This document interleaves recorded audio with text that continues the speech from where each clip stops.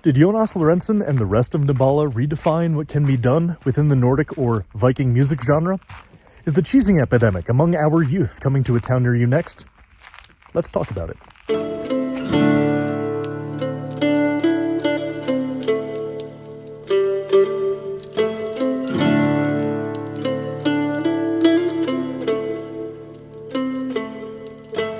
Okay, now that I have you hooked, I have a confession. There is no cheesing epidemic. That was merely an outdated South Park reference, which is kind of my forte. However, I do want to say a thing or two about Nebala and their debut album, which, how can I pronounce this?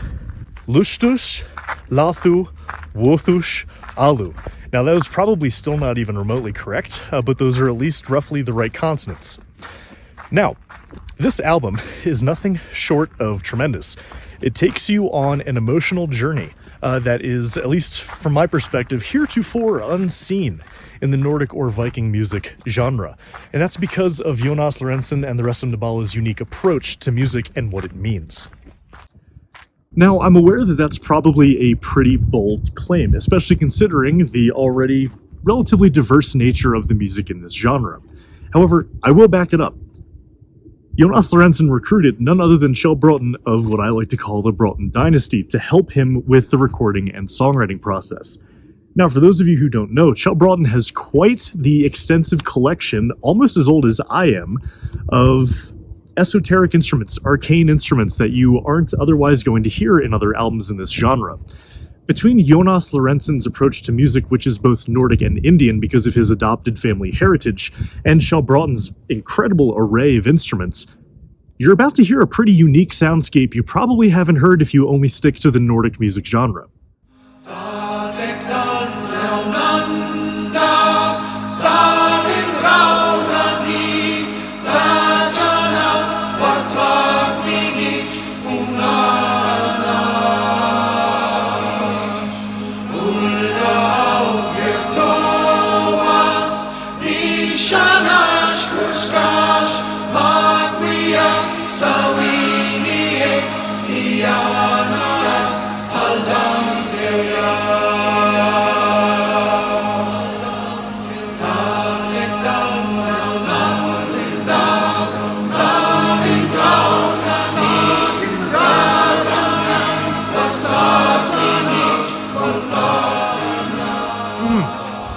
Now, I don't know about you guys, but the way that Jonas and the composer who he worked with from the movie Northman to weave together those choruses into this canon-like structure that weaves together like a beautiful tapestry, that's really when I knew that I was in for something new with this album, that I was really in for a treat.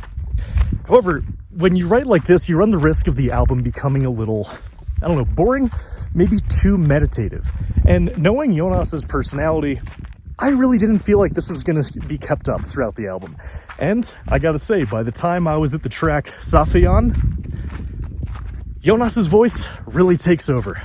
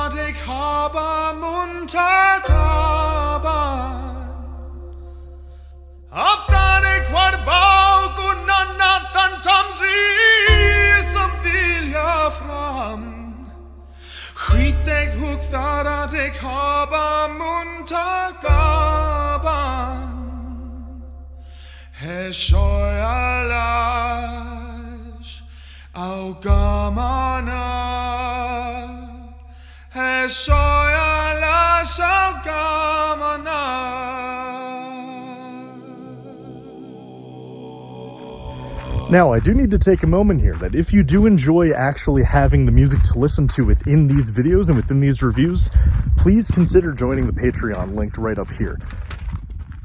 By the nature of doing music reviews on YouTube, I can't be monetized because I'm using other people's music, right? And you can have your own hangups with how that actually works and how that affects music criticism and the whole music commentary genre of content creation, but Unfortunately, that's just the way it is. So if you like these music samples, know that I'm doing it at the expense of being able to be monetized here on YouTube. So please consider joining the Patreon for the price of a to-go coffee a month to keep these videos rolling. Back to the music though. This is the track that validates all of the fawning that I've been doing over Jonas Lorentzon's voice, both in its beauty, its timbre, and its versatility. You don't really hear singing like this in other Nordic albums. And it really goes back to Jonas's experience in India with Indian music and his adopted family heritage, which is Indian as well. And this is where the album started to get me thinking that, hey, those little Indian subtleties, those little Middle Eastern subtleties maybe, that I was hearing, I'm not crazy. And they're actually deliberate. And this is where this makes this album interesting from a historical and cultural standpoint. So if you can let me be a history teacher, Viking Age history teacher with you for just a moment, I'm going to explain why this album, especially with this track, is pretty important for the Nordic music, Viking music genre as a whole. Now, most of the ways that you are shown Vikings in the media are what we could simplify as Western-facing Vikings, right? Norwegian, Danish Vikings that go to Normandy, to England, to Iceland, and then all the way up to what we now call Canada.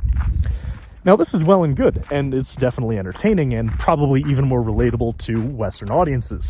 However, what you don't get to see a lot are the Eastern-facing Vikings, the Baltic Vikings. I'm talking about the Swedes. Now, many of you watching, especially if you're already into Viking history, Viking culture, are pretty well aware that the eastern-facing Vikings, the Swedes, we can even call them the Rus, made it all the way from the Baltic through the Russian river system into the Caliphate of Baghdad.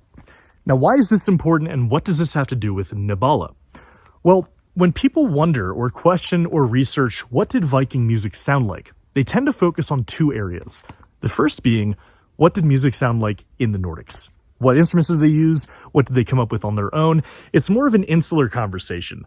What did they make without influence from the outside? Now, as an ethnomusicologist, I can say that that's not really how music works. There is no without outside influence. And this is where we get into the second place that we look at. We tend to look at the types of music from around the rest of Europe, particularly England, Germany, and France, that the Vikings would have encountered and thus emulated or imitated and brought back home with them. Now, some of you might already be drawing the conclusion of where I'm going with this. If you look at the fact that music is learned from others, right? People trade cultural ideas of music just as they do with any other art or creative endeavor. If you combine this look at where the Vikings got their musical ideas from, and you combine it with our pop culture and also scholarly obsession with Western-facing Vikings at the extent of Eastern-facing Vikings, you really start to see that Jonas Lorentzon is opening up the conversation of what sorts of Eastern or non-European music the Vikings would have encountered. Because even if Jonas Lorentzon, as you learn from my interview with him that I posted a few days ago, even if we learn that he's actually not interested in Vikings, he's more interested in a more basic human expression using Iron Age, pre-modern Nordic culture as a window into understanding a more earthen, a more traditional way of being. He must be fully aware that he is also performing his music within the context of this Viking music genre. He did play Midgard's Bullet after all. He was in High Lung for 2 years. He knows that that is the context in which people are going to be looking at this album. And so when people go into this album saying, oh, look, another Nordic or Viking music album, and they hear this new soundscape, at first it might sound a little jarring. And, what are these Tibetan singing bowls, and what is this zither doing in my Nordic Viking music? Jonas Lorentzon is opening up the conversation. All right, I promise now we can get back to the music. So at this point in the semester, I'm in full-on teaching mode, and that was just a soapbox I wanted to get up on for a little bit to really highlight the fact that the Vikings, and this was even one of the points of High Lung's latest album, Drift, the Vikings were not an insular society, nor was any point in time in the Nordics, right? They go west, they go east, they go south, they can even go more north if they want. And through all of their travels, all the way from Newfoundland to the Caliphate of Baghdad, they're picking up ideas. They're picking up new concepts, new toys, like new instruments perhaps, new tools, anything like that. And it's changing the way that they think, that they live, and that they create. And that is something that you need to remember when you're talking about the Vikings. They were not insular. They were just as much a part of the world, of the global landscape, even more so considering how global they were compared to others at the time. Now, it feels like forever ago, I was talking about how in this track, Safiyan, is when that serene flow, maybe that meditative feeling you've been having for these first 2.5 tracks, gets broken. And that is after this vocal solo by Jonas Lorentzen, when the beat kicks in, the groove, something Nebala does incredibly well, right? When this beat, along with the harsh vocals, pulls you in, it doesn't let you go, at least in my experience, until the end of the album.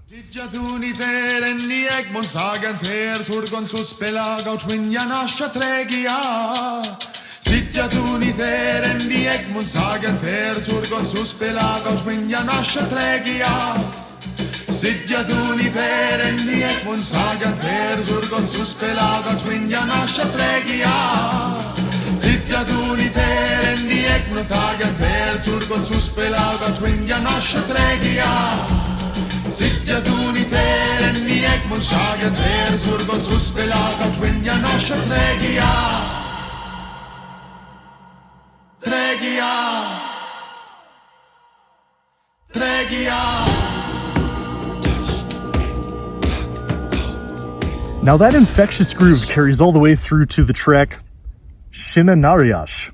Again, hope I'm pronouncing that correctly. Now this groove continues, but so does this intense refrain that you keep hearing over and over again, with underpinning throat singing. Now, Nebala, I feel, does throat singing incredibly well and uses it as more than just flavoring where we hear elsewhere. Instead, it seems to be an actual valid part of the music-making process, where instead of being a spice, the throat singing is the actual substance of the meal, if I can use a food analogy. And again, this is just something that continues to make Nebala an incredibly unique experience. Which finally brings us to, sorry, it's actually way warmer up here than you would expect in a Colorado October. Now this is where it brings us to the track on the album that really blew me away. This is the track that keeps bringing me back to this album, Lathu. I have listened to this album in varying states of consciousness, read that as you will, at least 50 times. And that's really not an over-exaggeration. I'll probably be when Spotify does their, you're in this top percent, I'll probably be in the top 0.1% of Nebala's listening, just because this album is the perfect thing to put on, and it's this track specifically that I wait for. Because for those of you who know me, I'm not one to just pick a track and play it. I have this weird compulsion to play an album front to back every time, even if it's just one track I want to listen to. Before I even say a word about it, let's listen.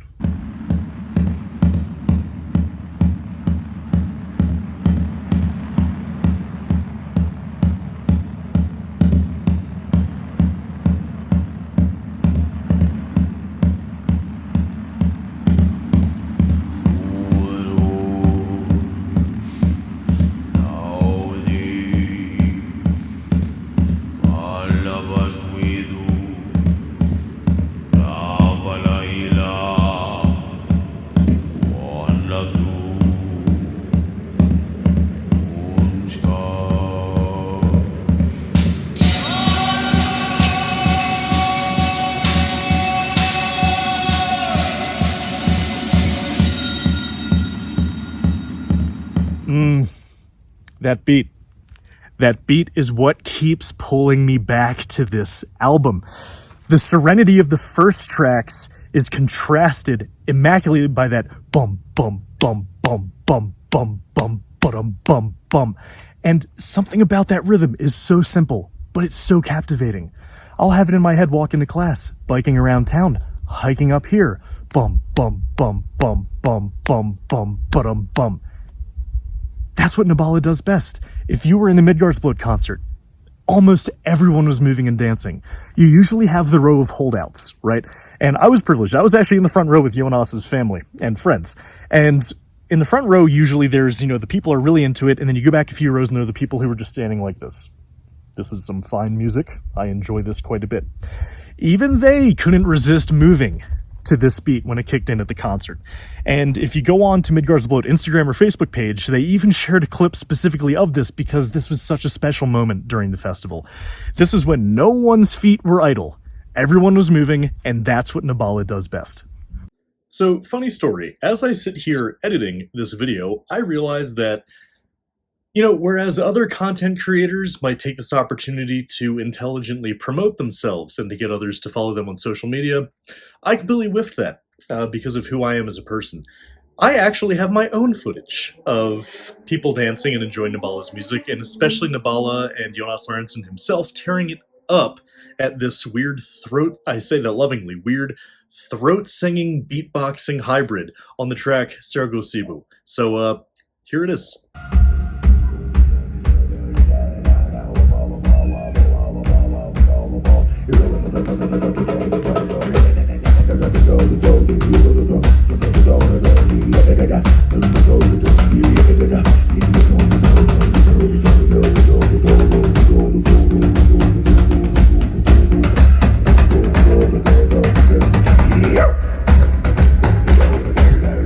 But again, to make this all about just rhythm or just percussion would be doing Nebala a great disservice. Because as this beat, this infectious groove ramps up in crescendos, the sky cracks open, the sun pours down, and you hear one of the most majestic, awe-inspiring choruses you might have ever heard in your entire life.